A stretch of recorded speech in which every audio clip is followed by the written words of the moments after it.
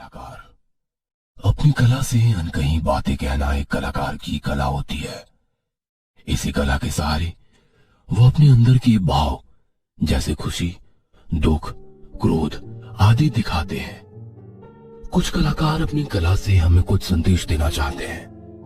अगर हमें समझ आया तो ठीक, वरना Ramesh Gaitonde, senior inspector, Maharashtra police. Police कर्मियों की तबादला कोई नई चीज नहीं होती। पुलिस की ड्यूटी में कई बार उन्हें तबादला मिलता है। गाड़ी आकर एक बंगले के पास रुकती है। साहब, यही बंगला नंबर 36 है। मीरा उठो, घर आ गया। मीरा की नींद खुलती है। मीरा खिड़की में से बंगले की तरफ देखती है। उसकी गोद में उसका बेटा राहुल सो रहा था। उसे सोने दो, आंख खुलेगी तो वो बंगले के अंदर होगा। मीरा राहुल को गोद में उठा लेती है और रमेश के साथ बंगले के अंदर चली जाती है। बंगले का दरवाजा खुलता है। बंगला बड़ा ही आलीशान होता है। पुराना होते हुए भी उसकी खूबसूरती देखने लायक थी। ये बंगला तो बहुत खूबसूरत है। हाँ, मीरा एक कमरे में राहुल को सुला देती है और बंगले का मुआयना करती है। उसे एक कमरे में एक अलमारी दिखाई देती है। अलमारी के शीशे में वो अपने आप को देखती है। तभी उसके सिर पर खून की धार लगती है। खून देखकर मीरा डर के मारे चिल्लाने लगती है। ये सुनकर रमेश दौड़ा दौड़ा मीरा के पास आता है। क्या हुआ? तुम चिल्ला क्यों रही हो? ये देखो, खून। रमेश ऊपर देखता है तो उसे दिखता है कि लाल रंग की शीशी से रंग मीरा के सिर पे गिर रहा है। तुम भी ना? ये तो सिर्फ लाल रंग है, तुम तो खामोखा डर रही हो। तभी रमेश को अलमीरा के ऊपर की रंग और ड्राइंग पेपर दिखाई देता है। जब वो उसे देखता है तो पेपर पर बड़ी सी पेंटिंग्स होती है। ये पेंटिंग्स तो काफी सुंदर है। मगर ये पेंटिंग्स है किसकी? क्या पता, पर राहुल इसे देखकर बहुत खुश हो जाएगा। हाँ, उसे ड्राइंग्स काफी पसंद है। शाम को जब सभी खाना खा रहे होते हैं तब मैं पालक की सब्जी नहीं खाऊंगा। ऐसा नहीं करते बेटा, खा लो। नहीं माँ, मुझे पालक पसंद नहीं है। अगर तुम ये सब्जी खाओगे तो मैं तुम्हें एक सरप्राइज दूंगा। कैसा सरप्राइज? वो तो तुम्हें खाना खत्म करने पर ही पता चलेगा। इसके बाद राहुल अपना खाना खत्म कर लेता है। अब मैंने अपना खाना भी खत्म कर लिया है। अब तो मुझे मेरा सरप्राइज दे दो। रमेश वो ड्राइंग पेपर और रंग राहुल को दे देता है। वाह पापा, ये रंग आप कहाँ से लाए? अरे वो सब छोड़ो, अब तुम इससे अच्छी ड्राइंग बनाना। हाँ पापा। अगले दिन रमेश जब अपने काम पर जा रहा था तब उसने देखा कि राहुल ने एक चम्मच की पेंटिंग निकाली है जिस पर खून लगा है। यह देखकर रमेश को काफी अजीब लगा। ये क्या, राहुल ने ऐसी पेंटिंग क्यों बनाई है? वो तो कभी ऐसी पेंटिंग्स नहीं बनाता। राहुल सो रहा था, इसलिए रमेश ने उसे इस पेंटिंग के बारे में कुछ नहीं पूछा। रमेश पुलिस स्टेशन आता है। पुलिस स्टेशन में अपना काम करने लगता है। तभी मीरा का फोन आता है। हेलो रमेश, हाँ, घर का गैस खत्म हो गया है। मैं आपके लिए खाना भी नहीं बना पाई। मैंने गैस मंगवा दिया है, शाम तक आ जाएगा। बस आज के दिन आप होटल में खाना खा लीजिएगा। ठीक है, कोई बात नहीं। रमेश अपना काम निपटाकर एक होटल में खाना खाने जाता है। तभी होटल का एक आदमी तेल का डिब्बा अंदर लेकर जा रहा था। शायद डिब्बे में कोई छोटा सा छेद था, इसके कारण फर्श पर तेल गिर जाता है। अरे छोटू, ये तेल साफ कर दे। सुनिए, मुझे एक कांटा चम्मच दीजिए। वेटर चम्मच लेकर आ रहा होता है। तभी वहाँ एक आदमी चलकर आता है। उसका पैर तेल पर पड़ता है और वह फिसलकर वेटर के ऊपर गिर जाता है। वेटर जब आंखें खोलता है तो वह चम्मच उस आदमी के गले में घुसा हुआ होता है। पूरे फर्श पर खून फैल जाता है। ये तुमने क्या किया? साहब गलती से हो गया, मैंने जानबूझकर नहीं किया। रमेश पुलिस स्टेशन फोन लगाता है और एम्बुलेंस को बुला लेता है। वेटर को हिरासत में लिया जाता है और उस आदमी के बॉडी को पोस्टमार्टम के लिए भेज दिया जाता है। रमेश रात को सोने की कोशिश करता है मगर उसे नींद ही नहीं आती। उसकी आंखों के सामने बार बार सुबह हुआ हादसा आता है। जैसे तैसे करके रमेश सो जाता है। अगले दिन जब रमेश काम कर रहा होता है तब उसे मीरा का कॉल आता है। हेलो, बोलो मीरा। हेलो रमेश, राहुल ने एक अजीब सी ड्राइंग बनाई है। कैसी ड्राइंग? रुको, मैं तुम्हें उसका फोटो भेजती हूँ। मीरा कॉल कट कर देती है और रमेश को उस पेंटिंग का फोटो भेजती है। उस पेंटिंग में सिर्फ एक सुनसान रास्ता था जो खून से लथपथ था। तभी रमेश का फोन बजता है। हेलो सर, मैं पाटिल बात कर रहा हूँ। डीसी रोड पर एक आदमी का अजीब एक्सीडेंट हुआ है। आदमी की मौत हो गई है। तुम कंट्रोल रूम को फोन करके बता दो, मैं वहां पहुंचता हूँ। रमेश वारदात पर पहुंचता है तो देखता है कि उस आदमी के मुंह में एक लोहे का रॉड पूरी तरह से आर पार हो गया है।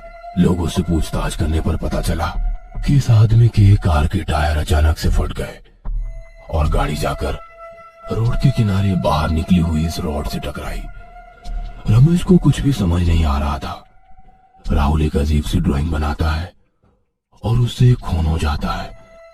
शाम को रमेश घर पहुंचकर राहुल से उस पेंटिंग के बारे में पूछता है। राहुल, तुमने ये पेंटिंग क्या सोच के बनाई बेटा? पता नहीं पापा। पता नहीं? तुम खुद पेंटिंग बना रहे हो और तुम्हें पता नहीं? आप उस बच्चे पर क्यों गुस्सा हो रहे हो? ये एक इत्तेफाक भी तो हो सकता है। ये कोई इत्तेफाक नहीं है मेरा। इसके बाद रमेश अपना फोन निकालता है। हेलो पाटिल। Yes sir. आज हुए एक्सीडेंट और होटल में मरे हुए आदमी के बीच में कुछ कॉमन है क्या? चेक करो। जैसे ही तुम्हें कुछ खबर मिलती है मुझे फोन करना। जी सर। अगले दिन पुलिस स्टेशन में। सर, ये बिल्ला है। ये उन दोनों का भी दोस्त है। ये तीनों पहले चोरी किया करते थे, मगर कुछ सालों से इन्होंने चोरी करना बंद कर दिया है। देखो बिल्ला, तुम्हारे दोस्त तो चले गए, अब बचे हो तुम भी मरने वाले हो, मगर कैसे किसी को नहीं पता। ये आप क्या कह रहे हैं सर? मुझे बचा लीजिए सर। मैं तुम्हें तभी बचा सकता हूँ जब तुम मुझे बताओगे कि तुम तीनों ने मिलकर ऐसा कोई गुनाह या काम किया था जिससे किसी का बहुत नुकसान हो। हम तो बस छोटी मोटी चोरियां करते थे साहब। देखो सच सच बताओ, वरना। रमेश अपनी गन निकालता है और लोड करके बिल्ला के सर पर रखता है। बताता हूँ सर, बताता हूँ सर। हम तीनों ने आखिरी गुनाह एक खून किया था। क्या? किसका? बंगलो नंबर 36 में एक लड़की रहती थी जो कि पेंटिंग्स बनाती थी। हम तीनों वहाँ चोरी के इरादे से गए थे, लेकिन हमें उसने देख लिया। वो पुलिस को फोन करने वाली थी, इसलिए हमने उसके सिर पर रॉड से हमला करके उसे मार दिया। Bungalow number 36। तभी रमेश का फोन बजता है। मीरा ने रमेश को एक फोटो भेजा हुआ था। वो फोटो को डाउनलोड करने लगता है। उसी के साथ वो अपने गन पॉकेट में रखता है। उसका ध्यान फोटो पर होता है, इसलिए गन पॉकेट में ठीक से नहीं बैठता। फोटो डाउनलोड होता है। फोटो में एक आदमी के सिर के बीच में खून लगा हुआ होता है। तभी रमेश की गन नीचे गिरती है और बिल्ला के सिर के बीच में लगती है। ये कहानी है निशा की, जो कि एक कॉलेज स्टूडेंट है। निशा अपने फैमिली के साथ रहती थी। निशा के पास एक पालतू कुत्ता था जो निशा को बहुत पसंद था। निशा और उसके दोस्त अक्सर घूमने के लिए जाते थे। एक दिन ऐसे ही निशा और उसके दोस्त घूमने के लिए गए। निशा ने अपने साथ अपने पालतू कुत्ते को भी लिया। निशा और उसके दोस्तों को घूमते घूमते बहुत रात हो गई। पास के एक होटल में उन्होंने अपना एक रूम बुक किया और वहां रात गुजारने का फैसला किया। निशा और उसके दोस्त रूम नंबर 401 में रुके थे। उसी फ्लोर पर एक और कमरा था, 402, जो बड़ा ही पुराना और सालों से बंद पड़ा हुआ था। निशा ने वेटर से उस कमरे के बारे में पूछा तो उसे पता चला वहां सालों पहले किसी ने फांसी ली थी और तब से वो कमरा बंद था। निशा ने ये बात अपने दोस्तों को बताई। तब उसके दोस्त उस पर हंसने लगे और उसे कहने लगे कि ऐसा कुछ नहीं होता। हालांकि निशा का भूतों पर विश्वास नहीं था। निशा और उसके दोस्तों ने खाना खा लिया और उसके बाद अपने कमरे में चले गए।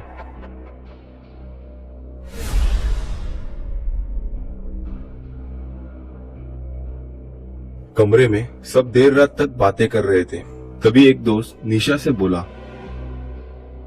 क्या तुम उस कमरे में अकेली सो सकती हो? निशा ने अपना डर छुपाते हुए कहा, उसमें कौन सी बड़ी बात है? मैं भूत प्रेत पर विश्वास नहीं करती। वो तो वेटर ने मुझे कहानी बताई, वही मैंने तुम्हें बता दी।